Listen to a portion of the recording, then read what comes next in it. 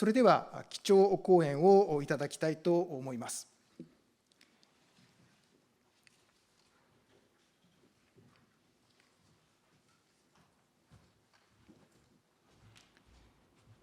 米国ジョージワシントン大学宇宙政策研究所長のスコット・ペース先生をご紹介いたします。ペース先生は、ランド研究所大学院にて政策分析の博士号を取得されております。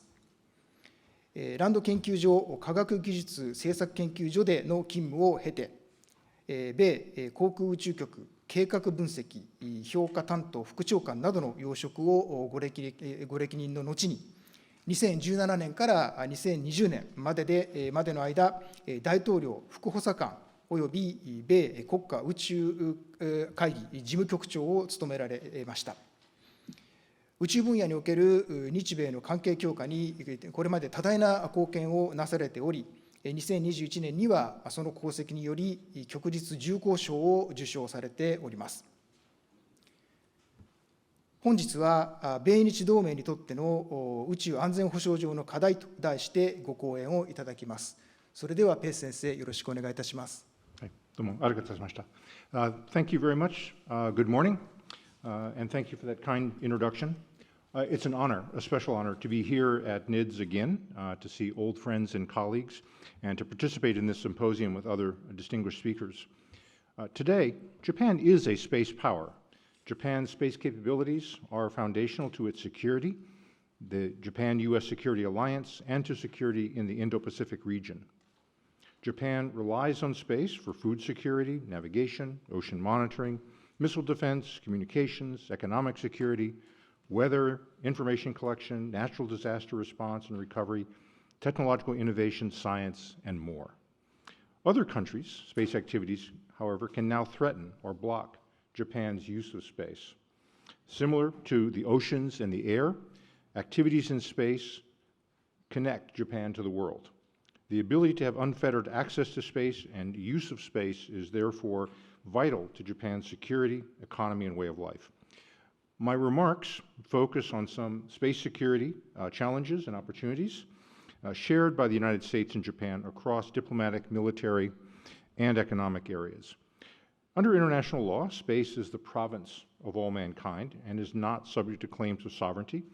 It is a domain that cannot be directly controlled unilaterally. Japan must engage with like-minded countries, such as the United States, to shape the conditions for space activities to safeguard Japan's interests. Space activities today are different than they were during the Cold War, or even the immediate Cold War era. There are now many more countries, many more private entities conducting space activities, notably in the United States. In many areas, commercial, private sector investment and technical innovation lead and move quicker than government-funded activities. On the international front, there has been a dramatic growth in the number of national agencies, and there is now 100 members of the United Nations Committee on the Peaceful Uses of Outer Space. This trend supports a broad alignment of interest between developing spacefaring countries and those developing countries which increasingly rely on space for essential services. The possible impacts of space activities on Japan's national security over the next 10 years depend on Japan's strategic vision for itself and the region. All vital national interests are still on Earth, such that space activities are a means to strengthen and protect those interests, and the space activities are not ends in themselves. That said, space activities are more than just placing machines or even people in space, but also include human values and goals guiding those space activities. First proposed by Prime Minister Abe in 2016, the goals of a free and open Indo-Pacific can be applied to space as well. Japan released its current space security initiative in 2023, which outlines the nation's plans for space security architectures. It aims to ensure that safe and stable use of space systems and promote the development of international norms and rules for the use of outer space, and with 3 interrelated approaches representing the military, diplomatic, and economic aspects of space power. 1, radically expand the use of space systems for national security, that is, security from space. 2, ensuring safe and stable use of space, that is, security in space.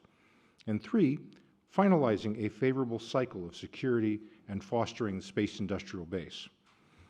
This initiative also emphasizes the importance of strong domestic space industrial base and a vibrant innovation base to support Japan's space security efforts. This is a crucial point because Japan can and must lead along with the United States and not just follow along. Like the United States is attempting to do, Japan can leverage private sector technologies to build space architectures for national security that are both innovative and cost-effective. Let me briefly touch upon some current diplomatic, military, and security issues. First, diplomatic. International space law and diplomacy have been vital in allowing for the peaceful development of space activities from the Cold War to the present. However, there is now a serious challenge to international space law if Russia chooses to place a nuclear weapon in orbit. In addition to the military and global economic threat of such an action, stationing a nuclear weapon in space would be a clear and direct violation of Article 4 of the 1967 Outer Space Treaty. It is unclear how the United States and Japan, along with the rest of the international community, should react if the treaty is violated. Should signatories decide to withdraw from a clearly ineffective agreement? Should the Russian violation be tolerated in the hopes of them coming back into compliance and preserving other parts of the treaty? Should international sanctions be imposed, in addition to those already imposed in response to the Russian invasion of Ukraine? As a last resort, should other spacefaring nations be prepared to remove that weapon by force? What, if anything, is the international community willing to do to uphold the Outer Space Treaty? Russia is threatening the entire world with economic disaster by collapse of space infrastructure. So the need is to compel a change in behavior, not just simply deter them. The Russian action poses an existential threat to the current international regime for the practical uses of space as we know it. The United States and Japan are working closely together and must continue to work closely together at the United Nations with like-minded countries to consider possible courses of action. Next, military. The most significant ongoing threats to Japan from space arise from China, particularly in the context of a conflict with the United States. North Korea poses a serious but a secondary challenge with its potential use of weapons of mass destruction and ballistic missiles against Japan.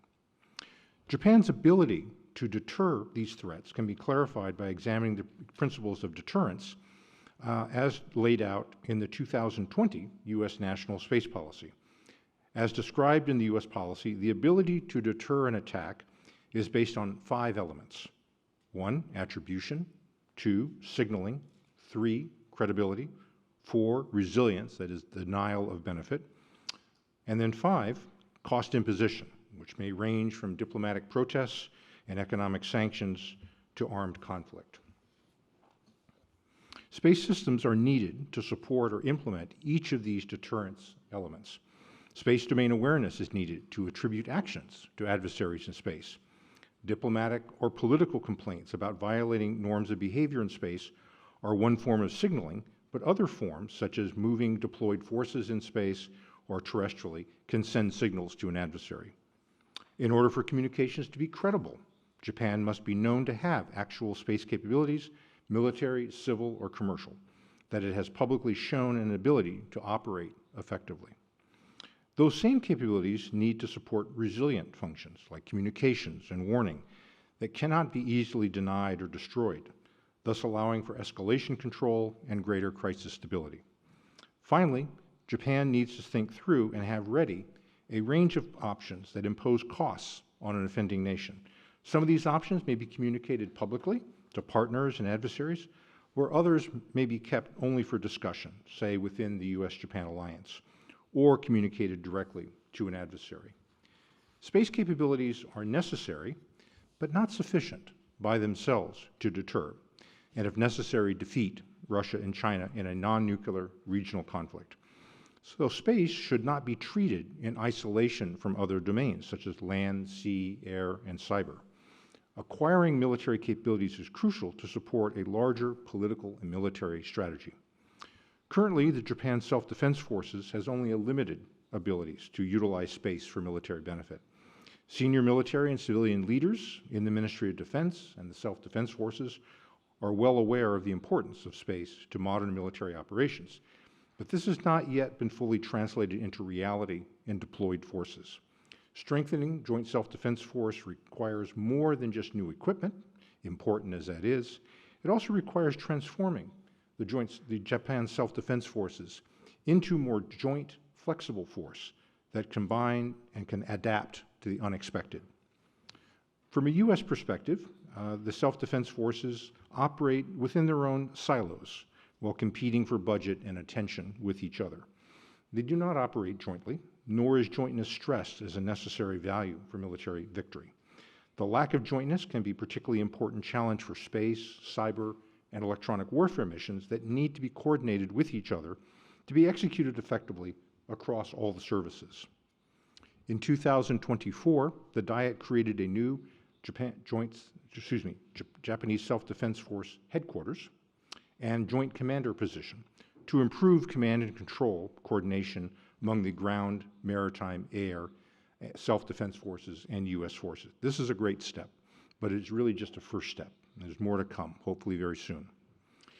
In addition to joint and combined arms operations, the self-defense forces need to become better at information dissemination and use. This can involve both cross-domain and multi-domain operations. Cross-domain operations are those in which information is passed between different secure systems, for example, from a national intelligence source to a ground self-defense force user. Multi-domain operations are those in which operations are planned and executed across traditional paths, such as land, sea, and air, and non-traditional ones, such as the electromagnetic spectrum, cyber, and space. Promoting self-defense force uses of space could be a catalyst to improving a whole-of-force approach for all the self-defense forces. Space capabilities inherently have joint, cross-domain, and multi-domain applications.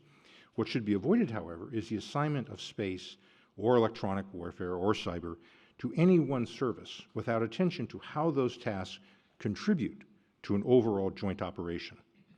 As Japan plans to continue to employ counter-strike weapons, it will need what we call a TCPED, tasking, collection, processing, exploitation, and dissemination. Sorry, Americans have lots of acronyms. And have the process for their own systems. All services should engage in realistic exercises of all kinds that utilize space systems so as to strengthen the capabilities of the self-defense forces, to create shared understanding with allies and partners, and develop internal capacity for defining requirements for space systems and services that meet Japanese security needs. In particular, space-based ISR, that is intelligence, surveillance, reconnaissance systems, should support all parts of the self-defense forces and need not be confined to the intelligence community. Again, this is where building an effective TCPED process is crucial. Next, third, economic. Space capabilities are critical to modern military capabilities, and Chinese counter-space capabilities will attempt to degrade or eliminate the U.S. and allied space systems used for the defense of Taiwan and other contingencies. In a conflict with China, it's also recognized that munitions, such as anti-ship, anti-air missiles, will be expended at extremely high rates. Sustaining an extended conflict with China will require large stockpiles, industrial surge capacities, and resilient supply chains not dependent on China. Japan has a strong strategic alliance with the United States, but the combined security threats facing Japan are arguably greater than the military and industrial capabilities of the U.S. and Japan alone. In particular, an extended conflict with China would strain the industrial bases of both countries. The United States has lost manufacturing capacity since the end of the Cold War, and while still a global technology leader, has difficulty surging productions for wartime needs. An innovative and competitive domestic space industry is increasingly critical to safeguard Japan's national security. Historically, the Japanese government gave direction to industry to develop specific space capabilities, such as launch vehicles and satellites. Prior to 2008, the Japanese military, however, could only use space capabilities that were generally available for civilian use, such as commercial GPS receivers and satellite phones. The situation today is different, and the Japanese government is encouraging industry to innovate and create new space products and services, but without being clear on what it will buy and why. Thus, companies have trouble hearing a clear demand signal. The government should manage its expectations of what industry can afford to do by itself. Private financial initiatives for dual-use technologies cannot be relied on to meet all budget requirements for military space systems. Important, but not enough. Japan does need to encourage commercial space industries as a foundation for Japan's economic security and self-defense capabilities. As a step toward leveraging industrial cooperation for space security, the U.S.-Japan Summit meeting in April 2024 between President Biden and Prime Minister Kishida resulted in new initiatives in commercial and military space. For example, and I quote, "The U.S. and Japan announced their intention to collaborate on a future low Earth orbit hypersonic glide vehicle detection and tracking constellation.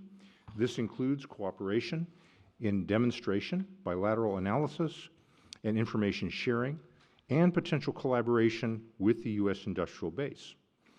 The integration between the U.S. and Japanese constellations of low Earth orbit satellites provides an opportunity to improve communications and increase the resilience of both nations' space capabilities," unquote.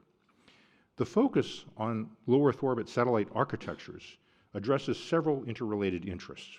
First, the need for a means of detecting and tracking hypersonic glide vehicles, which are more difficult threats to defeat than ballistic missiles.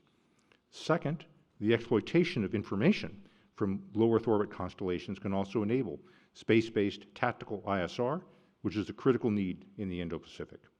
In particular, space-based solutions are important as traditional airborne ISR assets are not survivable in the expected threat environment. Finally, large-scale production of low Earth orbit platforms offers potential economies of scale that would benefit commercial as well as military applications. There is a keen interest within Japanese industry to participate in mega-constellation programs, but the current Japanese domestic market is small, making international cooperation a necessity. In general, my suggestion is that Japan should consider an approach of buy it, build it, improve it, toward rapidly acquiring national security space capabilities. Examples of this approach of buy it means commercial remote sensing imagery and analytics, mobile broadband satellite communications.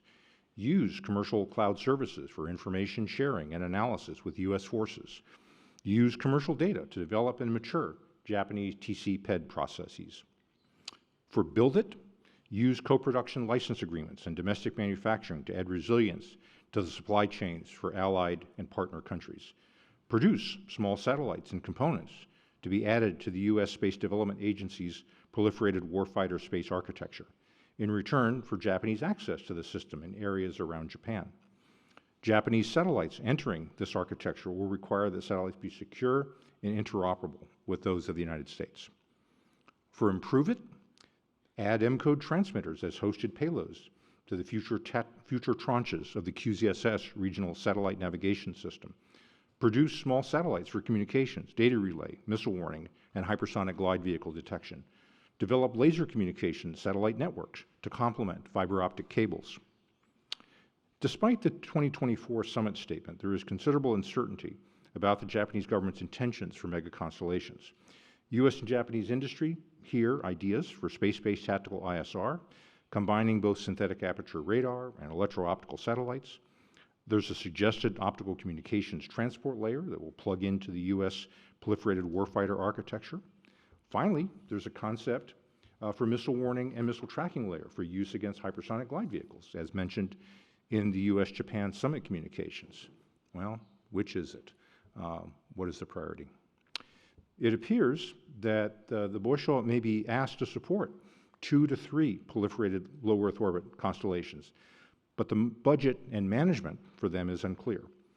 ISR and missile warning efforts are led by different offices without, to my knowledge, officially documented requirements. Should these efforts be joint activities, the responsibility of a single service, perhaps a cabinet office responsibility, as in the case of QZSS or the Cabinet Satellite Intelligence Center for information gathering satellites? Systems integration among space missions, along with space domain awareness and ballistic missile defense, is a major technical and management challenge. how much effort will be placed on near-term warfighting needs versus building Japanese industry capacities? Will the Boy Shoal budget be used to create Earth observation constellation with commercial sales? What about military needs?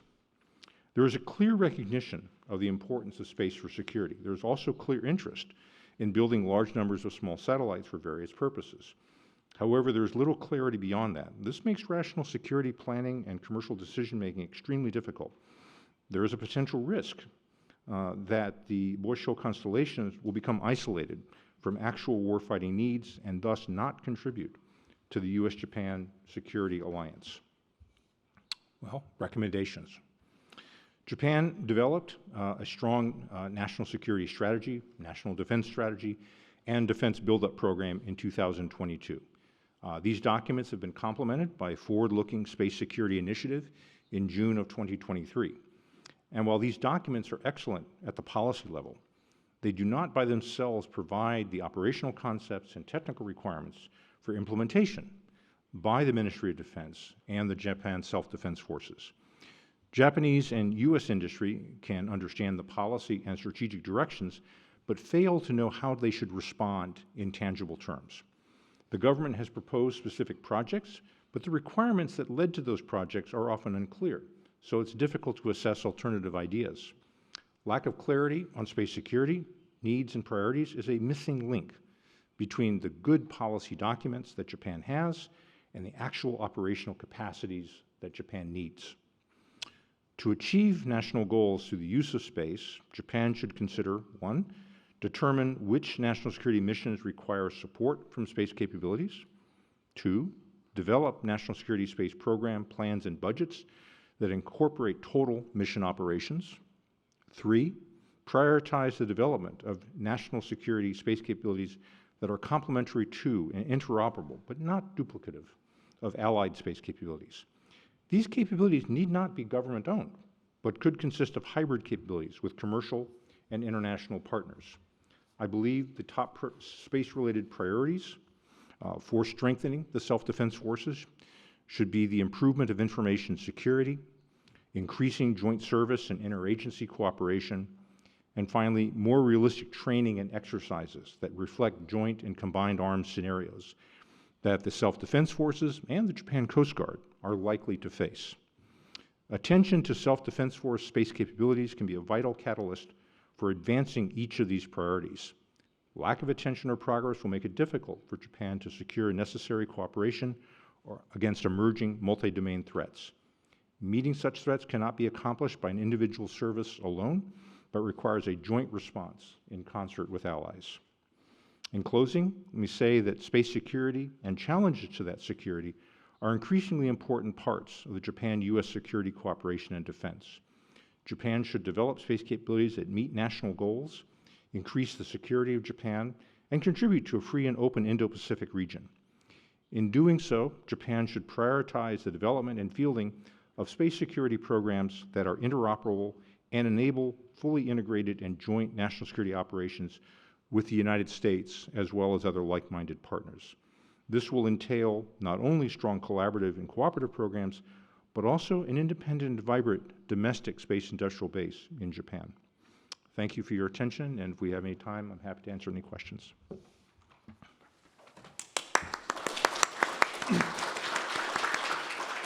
ペース先生、ありがとうございました。ペース先生からはですね、現在我々が直面している宇宙安全保障上の現状、課題について、外交、そして軍事、さらには経済の側面から概括していただきました。また、その課題を克服するためにですね、日本独自の努力に加えて、日米協力、さらには同志国との協力の重要性についてもご指摘いただいたと思います。さらにはですね、今、その日本がこの側面、宇宙安全保障の側面で努力している内容についてご紹介いただいた上にですね、さらに今後、その発展を進めていく上で、我々が取るべき具体的な政策についてのご助言もいただいたと思います。どうもありがとうございました。これで基調講演を終了したいと思います。ここで15分程度の休憩に入りたいと思います。次の第1セッションについては10時20分から開始したいと思いますので、よろしくお願いいたします。